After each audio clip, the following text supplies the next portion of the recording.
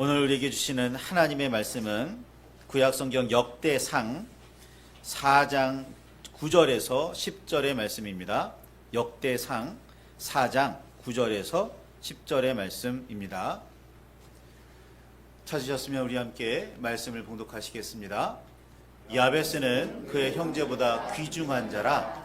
그의 어머니가 이름하여 이르되 야베스라 하였으니 이는 내가 수고로이 낳았다 함이었더라. 야베스가 이스라엘 하나님께 아뢰어 이르되 주께서 내게 복을 주시려거든 나의 지역을 넓히시고 주의 손으로 나를 도우사 나로 환난을 벗어나 내게 근심이 없게 하옵소서 하였더니 하나님의 그가 구하는 것을 허락하셨더라. 아멘. 아멘. 주님의 그 크신 은혜와 사랑이 저와 여러분과 함께 하기를 간절히 소망합니다.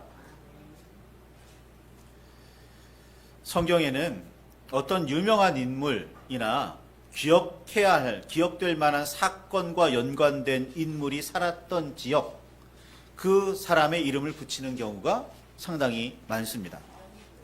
예를 들어서 사마리아의 경우 본래는 세멜이라는 사람이 그 사마리아를 소유하고 있었는데 북이스라엘의 왕이 되었던 오므리가 그 땅을 사서 성읍을 건축하고 그곳에 북왕국의 수도를 세웁니다.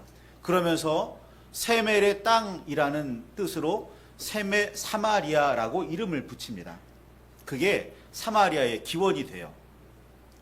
이전에는 분명히 다른 이름으로 불렸을 텐데 어떤 특별한 사건 혹은 그 땅에서 살던 사람이 뭔가 대단한 일을 했을 때 그 지명이 바뀝니다. 그 사람의 이름으로 말이죠. 유다의 후손이 가나안 땅에 정착하면서 받아서 살게 된 지역, 그래서 그 지역을 유다라고 부르는 거죠. 사람의 이름이기도 하고 그 땅의 이름이기도 합니다. 그리고 유다 사람들이 살면서 그 땅에 유다의 후손들이 다윗 왕가가 나라를 세웠다 해서 그 나라를 유다라고 부르기도 합니다. 그러니까 사람의 이름은 곧 땅의 이름이기도 하고 나라의 이름이기도 했었습니다. 동명이인이 유난히 많습니다. 성경에. 그래서 이 사람이 이 사람인가 좀 혼란스러운 경우가 굉장히 많아요. 그래서 좀 세심하게 읽어야 할 부분도 있기는 합니다. 그런 성경에서 야베스라는 지명도 둘 이상이 나타납니다. 야베스라고 하면 보통 대표적으로 길르앗 야베스라는 지역의 이름이 생각이 나는데 그냥 야베스라고 해서는 다른 야베스와 혼동이 되기 때문에 반드시 길르앗 땅에 있는 야베스 혹은 유다 땅에 있는 야베스 이렇게 구분해서 불러야만 했습니다. 사람의 이름도 마찬가지예요. 예수님의 제자 중에서도 야고보라는 사람이 둘 있잖아요. 그래서 이 야고보를 둘 다 구분해서 읽고 구분해서 알아야겠는데 그러니까 그의 아버지의 이름을 붙여와요. 세베대의 아들 야고보 혹은 누군가의 아들 야고보 이런 식으로 나누어 부르는 겁니다. 왜? 구분해서 불러야 하니까 하는 거죠.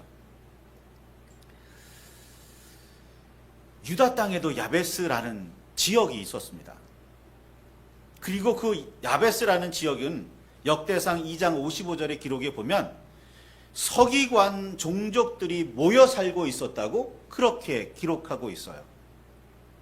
서기관이라는 사람들은 기록 문서를 담당하는 사람들, 그런 관리라고 볼 수가 있겠습니다.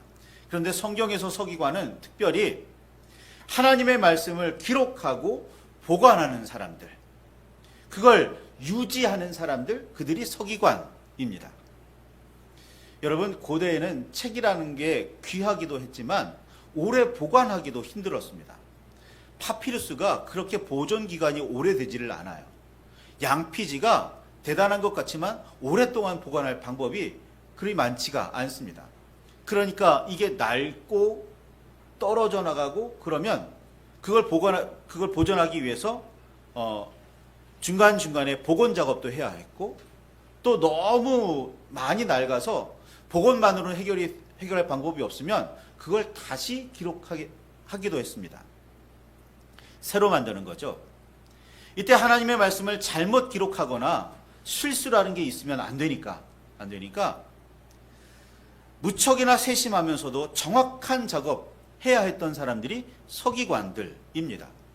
일설에 따르면 서기관들은 자신이 옮겨 적고 있는 성경을 통째로 외웠다고 해요. 통째로 외운 것만으로도 불안했는지 이전에 문서 왼쪽에 놓고 새로운 문서 오른쪽에 놓고 비교해 가면서 내가 지금 정확하게 옮기고 있는 거지? 다 암송은 했지만, 다 외우기는 했지만 수없이 그 말씀들을 반복했지만 그래도 옮겨 적는 작업은 함부로 할 수 없으니까 두 문서를 놓고서 비교해 가면서 바로 옮겨 적으려고 애썼던 사람들, 서기관입니다.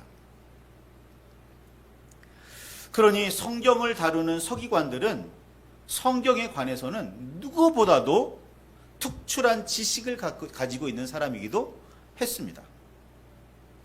하나님의 말씀에 대해 깊이 아는 만큼, 지켜 행하는 일에 누구도 따라올 수 없을 만큼 뛰어난 사람들, 그들이 서기관인 거예요. 예수님께서 너희 의가 서기관과 바리새인보다 더 낫지 못하면 천국에 들어갈 수 없다라고 말씀하신 데는 그만한 이유가 있어요. 유다의 야베스라는 지역에 서기관들이 모여 살았기 때문에 야베스라는 사람도 서기관 중에 하나 아닐까? 왜 야베스라는 사람의 이름도 있고 야베스라는 이름의 지명도 있을까? 이걸 고민하던 학자들이 야베스도 그 지역에 살던 서기관이었을 가능성이 크다라고 그렇게 해석하기도 합니다.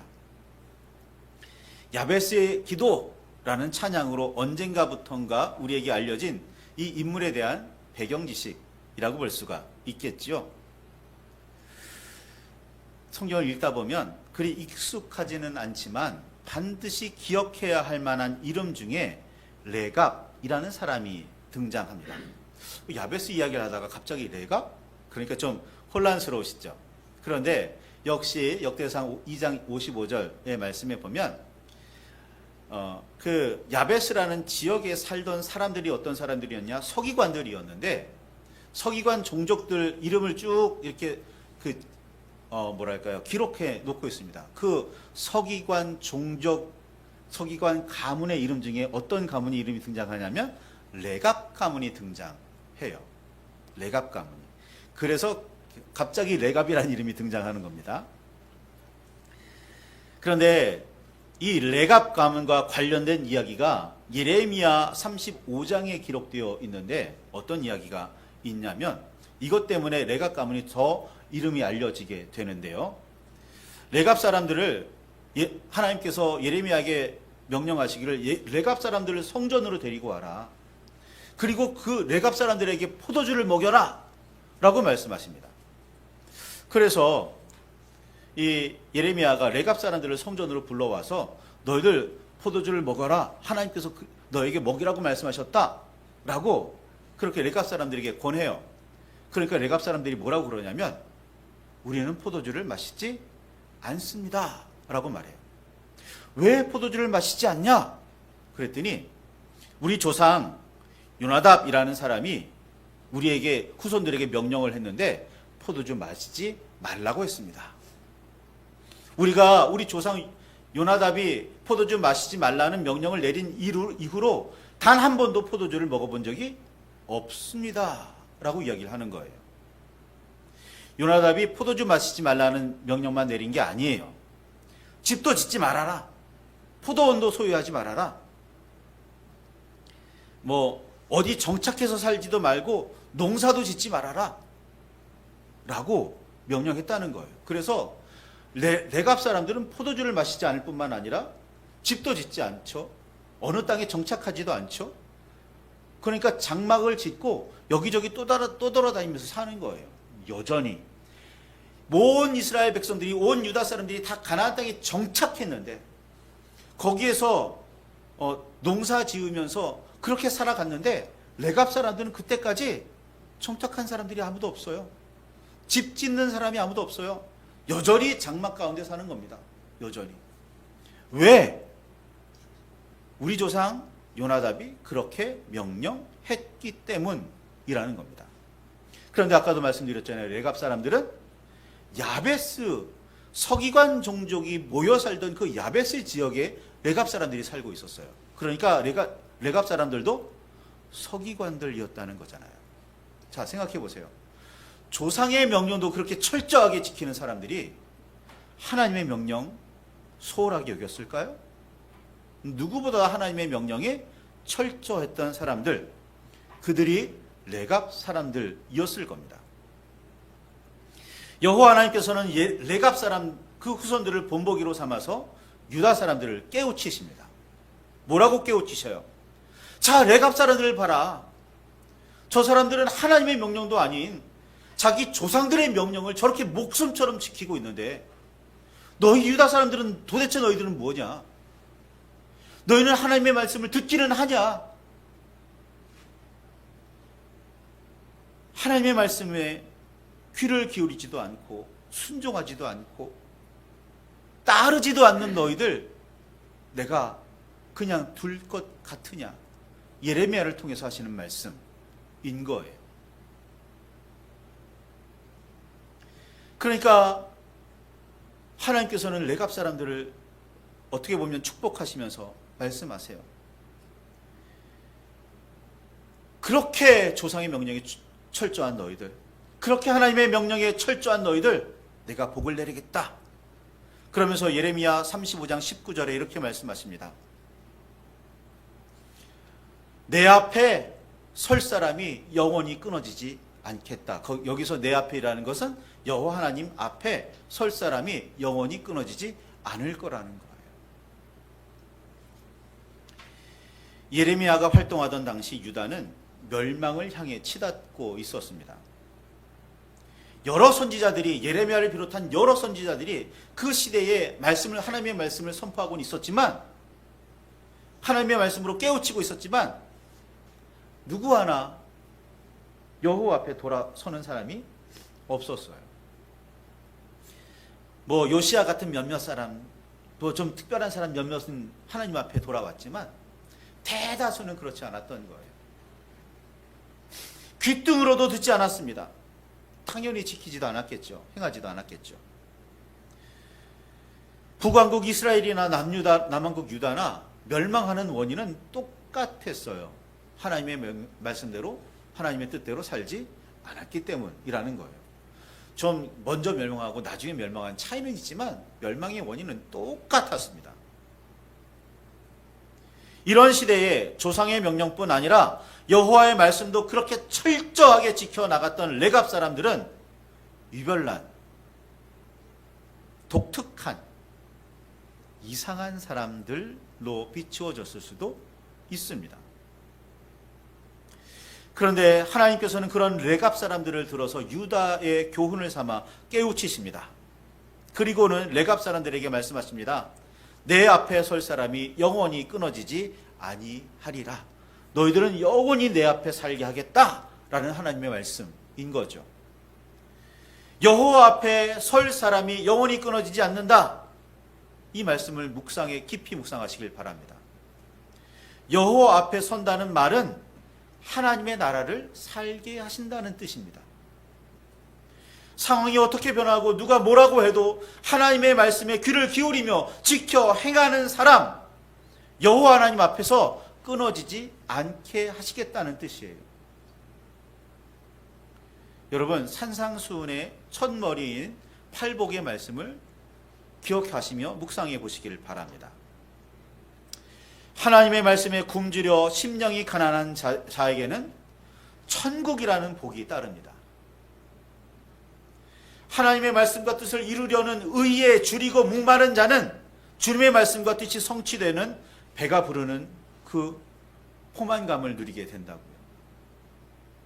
의, 곧 주님의 말씀으로 인해 박해를 받으면 천국을 복으로 받습니다. 레갑 사람들은 영원히 하나님 앞에서 사는 복을 받습니다. 하나님의 나라, 천국을 복으로 받는 거죠. 시대가 변하고 사람들이 달라져도 하나님의 말씀을 지켜 행하는 그 유난한 고집스러움 때문인 거예요. 다른 사람들은 유난하다고 뭐 그렇게까지 하느냐고 할지 모르지만 하나님 보시기에 그들은 착하고 충성된 종인 거예요. 많은 성도가 야베스라고 하면 그가 받은 복, 그가 어떤 기도를 했고 그가 어떤 복을 받았는지에 관심이 있지 그가 어떤 사람인지에 대해서는 별로 관심이 없는 것 같습니다. 그래서 이 이야기를 하는 거예요. 야베스가 어떤 사람인지, 야베스가 살던 지역이 어떤 지역인지, 그 지역에 살던 대표적인 레갑 사람들이 어떤 사람들이었는지 말씀을 드리는 겁니다. 야베스가 그냥 보통 사람은 아니었구나. 하나님께서 왜 그의 기도에 귀를 기울이시고 하나님께서 왜 그의 소망을 들어주시는지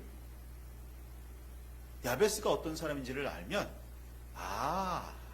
알 수가 있는 겁니다. 그래서 우리는 야베스라는 사람에 대해서 더 깊이 알아야 돼요.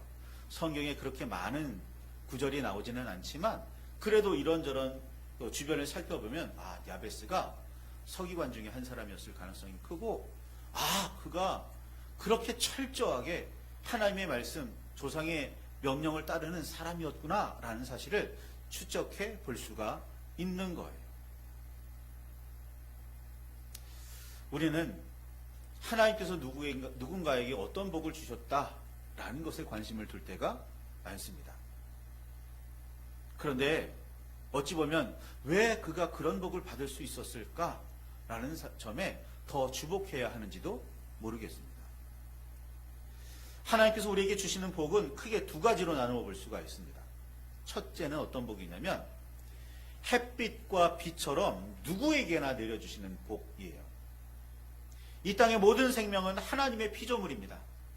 그가 악한 사람이든 선한 사람이든 하나님의 피조물이에요. 그래서 하나님께서는 악한 사람에게도 선한 사람에게도 햇빛을 비추어 주시고 비를 내려 주십니다. 창세기 1장에 혹은 8장에 9장에 있는 것처럼 하나님께서 모든 피조물들에게 생육하고 번성하라는 명령을 내리셨어요. 그러니까 이 생육하고 번성하는 복은 모든 피조물이 누려야 할 복이에요. 그가 하나님 앞에 악하든 선하든 그래서 누구에게나 햇빛이 비춰지고 비가 내려집니다. 그러나 이런 복만 있는 게 아니죠. 둘째 종류의 복이 있는데 이 복은 하나님의 말씀과 뜻을 지켜 행하는 사람이 받는 특별한 복인 거예요. 8복의 복이 예수님께서 말씀하신 8가지 복이 그 특별한 사람들에게 주시는 복인 겁니다. 그렇죠? 심령이 가난한 자는 복이 있나니 천국이 그들의 것입니다. 애통하는 자는 복이 있나니 그들이 위로를 받을 것이고, 그렇죠?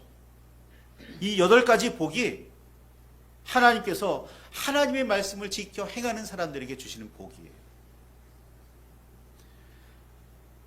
햇빛과 비에 더하여 주시는 복인 겁니다.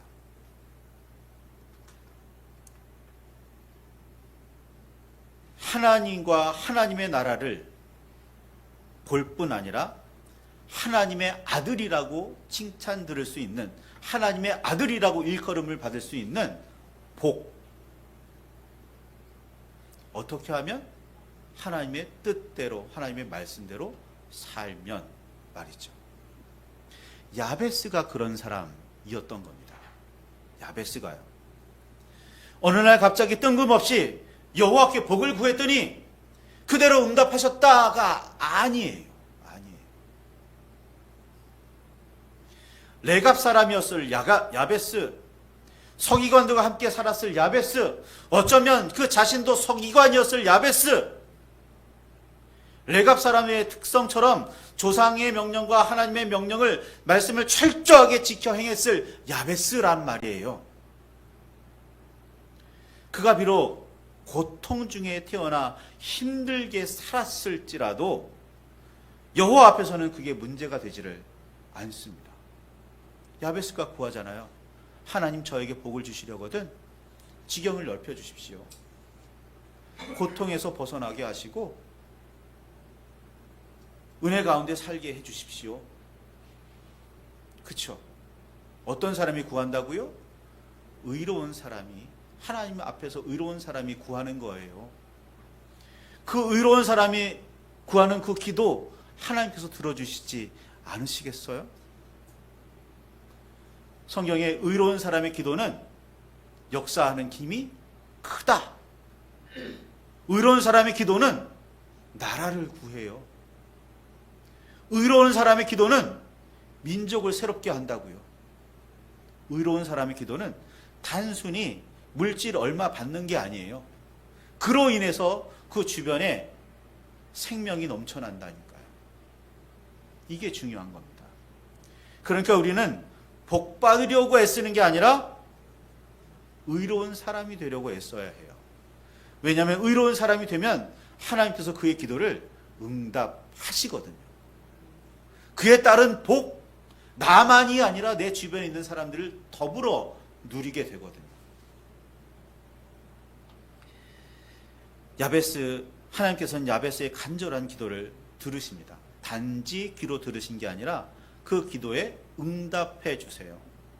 그가 구하는 모든 것을 다 허락해 주십니다. 모든 사람들이 누리고 있는 일반적인 복이 아니라 야베스라서 누릴 수 있는 복이었던 거예요. 야베스가 어떤 사람이었다고요? 다시 말씀드리지만 여호와 앞에 의로운 사람, 여호와 앞에 의로운 사람이 간구하는 그 기도를 하나님께서 놓치지 않고 들으시는 겁니다. 여러분, 모세가 이스라엘 백성을 이끌고 광야를 헤매던 중에 이스라엘 사람들이 얼마나 하나님 앞에 패역했는 줄 아십니까? 나중에 신명기를 보시면 아시겠지만 모세가 자신의 그 광야 생활을 돌이키면서 이야기를 하는데 뭐라고 이야기하냐면 너희가 10번이나 하나님 앞에 반역했었다. 내가 그때마다 너희를 멸망시키려고 모세를 통해서 새로운 민족을 만들어내려고까지 했었다. 그런데 그 하나님의 진노가 누그러지는 그 원인, 이유가 뭐예요? 모세의 간구였다고. 모세의 간구. 모세가 어떤 사람이었으니까? 그가 단순히 민족의 지도자였기 때문이 아니에요. 그가 세상 어느 사람과 비교할 수 없을 정도로 하나님 앞에서 온유한 사람이었고, 그가 세상 누구와도 비교되지 않는 하나님 앞에서 선한 사람이었기 때문인 겁니다.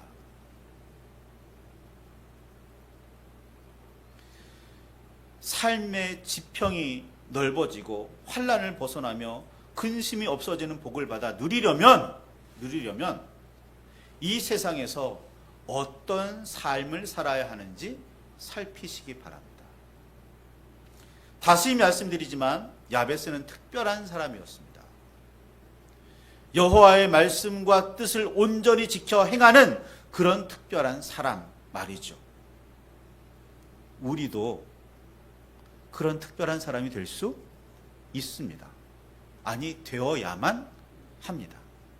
그래야 전쟁이, 재앙이, 온갖 하나님 앞에서의 온갖 악들이 성행하는 이 시대를 새롭게 할 수가 있어요.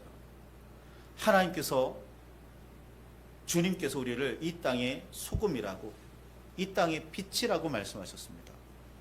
그렇다면 소금이 소금의 맛을 내야 하고 빛이 빛으로서 그 빛을 비추어야 합니다. 그렇죠? 그래서 소금은 결국 세상을 변화시키는 그 핵심이 되어야 하고, 빛은 어둠을 향해서 나가는 이들의 그 길을 비추어서 선한 곳으로 이끌어 주어야 하는 거예요. 이게 그리스도인의 사명입니다. 오늘 말씀을 붙들고 깊이 묵상하시기 바랍니다. 오늘날 기독교가 복받는데 너무 관심을 갖는 바람에 많은 부분 타락했고 많은 부분 힘을 잃었습니다. 다시 기독교가 일어서려면, 다시 주님의 사람들이 일어서려면 하나님의 사람이 되어야 해요. 주님의 말씀을 따르는 사람들이 되어야 해요. 그렇지 않으면 다른 데 관심을 가지는 순간 잘못된 길로 들어설 가능성이 점점 더 커지기만 할 뿐입니다. 우리의 가정도 마찬가지예요. 내 삶도 마찬가지입니다. 하나님 앞에 의로운 사람이 되기를 소망하시기 바랍니다. 하나님 앞에서 선한 사람으로 서시기를 바랍니다. 그래서 천국을 기업으로 얻는, 천국을 살아가시는 저와 여러분 되시기를 바랍니다. 말씀을 붙들고 깊이 묵상하시며 함께 기도하시겠습니다. 주님의 사람으로 살겠습니다. 주님의 사람으로 일어서겠습니다. 우리 모두 마음을 다하여 뜻을 다하여 결단하시기를 바랍니다.